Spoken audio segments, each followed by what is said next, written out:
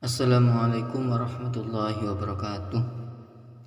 Alhamdulillahil malikid dayyan, wassalatu wassalamu ala Muhammadin sayyidi waladi adnan wa ala alihi wa sahbihi wa tabi'ihi ala marriz zaman. Ma ba'du. Sahabat semuanya, semoga selalu dalam lindungan Allah Subhanahu wa taala. Setiap orang pastilah menginginkan kebahagiaan. Kebahagiaan merupakan dambaan setiap manusia. Salah satu cara meraihnya yaitu menciptakan keadaan hati yang tenang dan lapang. Lalu bagaimana cara kita meraih ketenangan dan kelapangan hati? Perlu kita ketahui bersama bahwa kebahagiaan dunia dan akhirat sangat bergantung kepada kesehatan dan kejernihan hati. Sementara kesehatan dan kejernihan hati sangat bergantung kepada keyakinan kepada Allah Subhanahu wa taala. Sifat-sifat terpuji di dalamnya serta seberapa jauh kita dari sifat-sifat tercela yang biasa bersarang di dalamnya. Allah Subhanahu wa taala berfirman di dalam Al-Qur'an yang merupakan petikan dari doa Nabi Ibrahim di surat Asy-Syu'ara. Bismillahirrahmanirrahim. Wala tukhzini yauma yub'atsun yauma la yanfa'u malun wala banun illa man atallaha biqalbin salim. Janganlah engkau hinakan aku pada hari mereka dibangkitkan, yaitu pada hari ketika tidak berguna lagi harta dan anak-anak, kecuali orang-orang yang menghadap Allah dengan hati yang jernih, yang bersih.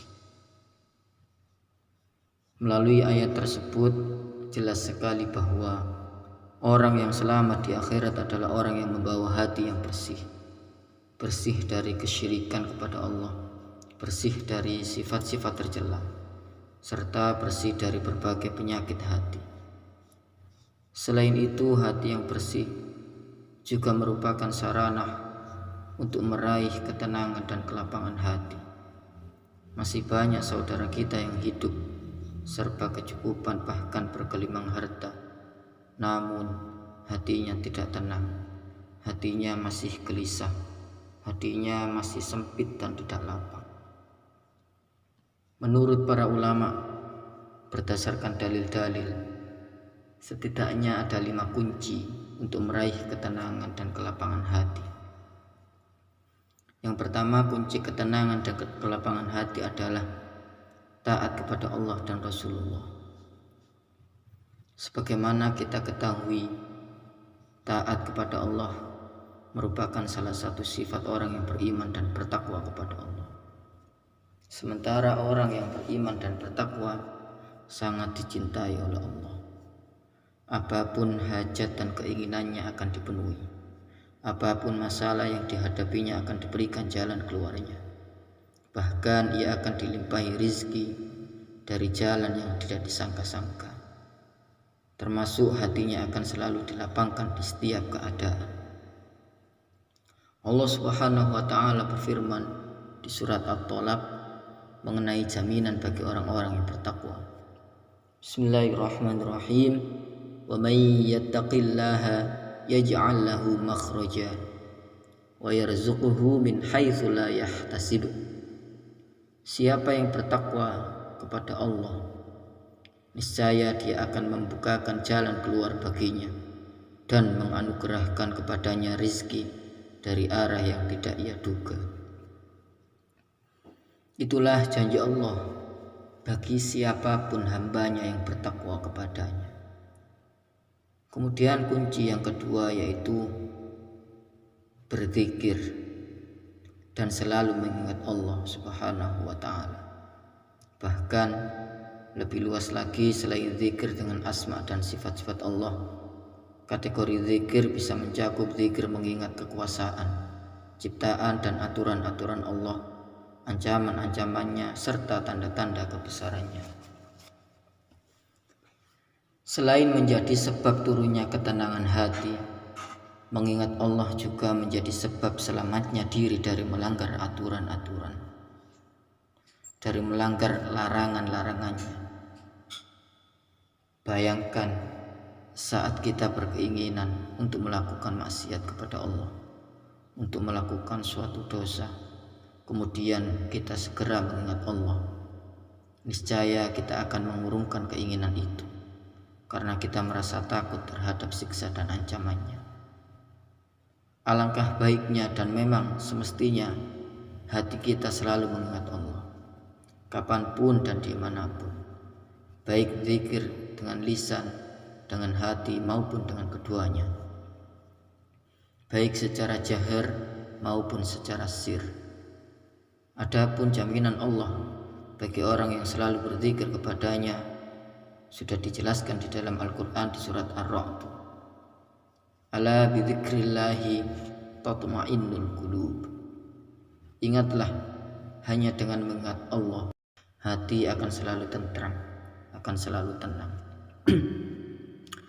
Kemudian kunci yang ketiga untuk meraih ketenangan dan kelapangan hati adalah bertaubat dan berserah diri kepada Allah. Setiap manusia pastilah pernah berbuat dosa dan kesalahan. Obatnya adalah bertaubat kepada Allah. Orang yang berdosa kemudian bertaubat ibarat orang yang kotor kemudian mandi, membersihkan dirinya. Hal itu harus segera dilakukan. Jangan menunggu dosa itu berkarat dan berakibat mengeraskan hati. Selain bertaubat, jika kita ingin tenang dan lapang hati, maka harus berserah diri kepada Allah. Apapun yang datang darinya, kita terima dengan keikhlasan, berprasangka baiklah kepada Allah. Sebab di balik sesuatu yang kurang kita senangi, ada rahasia besar dan kebaikan yang hendak Allah berikan kepada kita. Ingatlah, apapun yang diberikan Allah kepada hambanya pastilah baik. Sebab kurang baik itu hanya menurut pandangan kita sebagai manusia. Bisa jadi apa yang menurut kita baik ternyata tidak baik menurut Allah. Begitupun sebaliknya. Allah Subhanahu wa ta'ala juga menjamin bagi orang yang tawakal dan selalu berserah diri kepadanya. Bismillahirrahmanirrahim. Wa man yatawakkal 'ala Allahi fa huwa hasbuh. Innallaha balighu amrih. Siapa yang bertawakal kepada Allah, niscaya Allah akan mencukupkan keperluannya. Walhasil setiap kita yang sudah berbuat lalai atau berbuat dosa, maka segera akhiri dengan bertaubat. Setidaknya dengan istighfar, memohon ampun kepada Allah. Terkadang setiap kita menerima ujian atau hasil yang kurang sesuai dengan harapan, maka segera serahkan kepada Allah. Berusahalah lebih keras lagi, lebih sering lagi berdoa dan memohon kepadanya. Adapun hasilnya kita serahkan kepada Allah Subhanahu wa ta'ala. Syukurilah setiap apa yang sudah Allah berikan kepada kita, besar ataupun kecil, sebab dengan bersyukur nikmat Allah akan ditambah. Dengan berserah, hidup menjadi ringan tanpa beban. Ibnu Athaillah pernah berpesan, jangan pernah memikirkan sesuatu yang sudah dijamin oleh Allah, sebab itu bukan urusan hamba. Dipikirkan pun hanya akan membuat beban. Hamba hanya berusaha dan berdoa. Hasilnya terserah Allah Subhanahu wa ta'ala. Jika kita sudah berkeyakinan demikian, maka niscaya hati akan tenang dan lapang. Selanjutnya kunci yang keempat, penenang hati adalah memperdalam ilmu Allah. Tak bisa dipungkiri sempitnya hati kita akibat kurangnya ilmu Allah dalam hati kita. Maka salah satu kunci penting meraih ketenangan hati adalah mendalami ilmu-ilmunya. Sebab dengannya hati kita akan tenang dan terang dari gelapnya kebodohan. Karena itu, selagi ada waktu, tuntutlah ilmu Allah, perdalamlah ilmu Allah.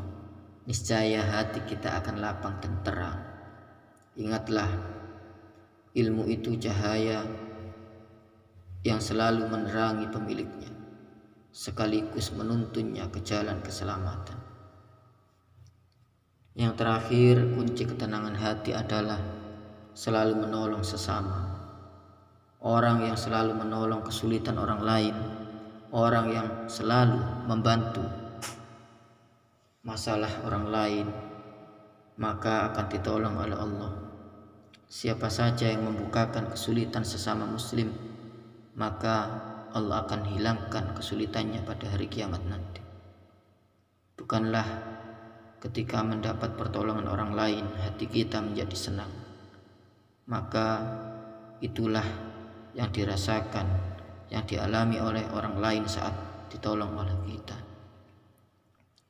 Maka mulai dari sekarang, perbanyaklah membantu orang lain. Niscaya kita akan mendapatkan pertolongan Allah Subhanahu wa ta'ala. Rasulullah Shallallahu alaihi wasallam bersabda, "Man kana fi hajati akhihi, kana Allahu azza wa jalla fi hajatihi.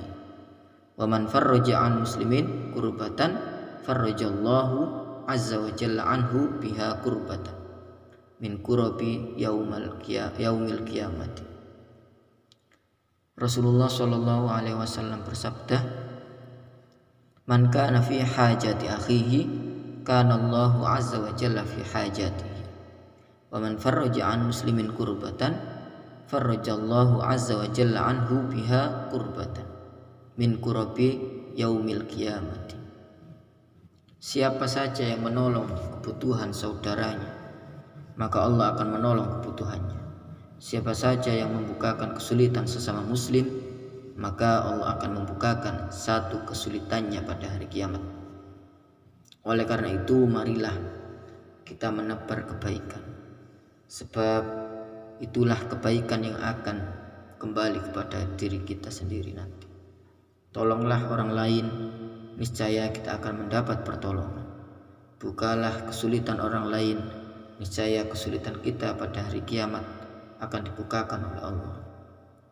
Semoga kita termasuk orang-orang yang senantiasa mendapat pertolongan Allah, serta di akhirat kita termasuk hamba-hamba yang mewarisi surganya.